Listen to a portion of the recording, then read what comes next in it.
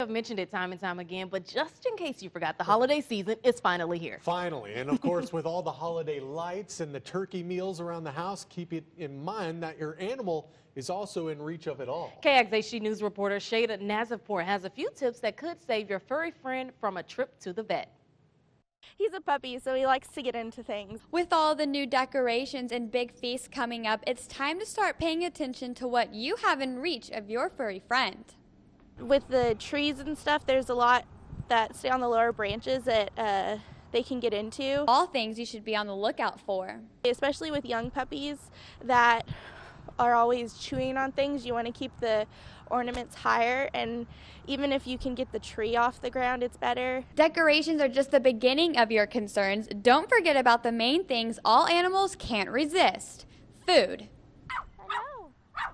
To help keep your furry friends safe this holiday season, try to refrain from feeding them table scraps.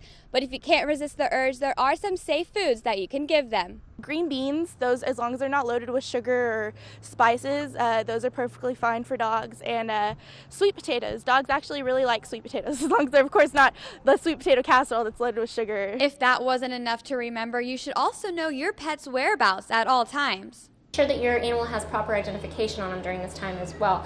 If we do receive them in the center, we want to be able to call you immediately and get them back home safely to you. So I just like to keep it on the preventative side.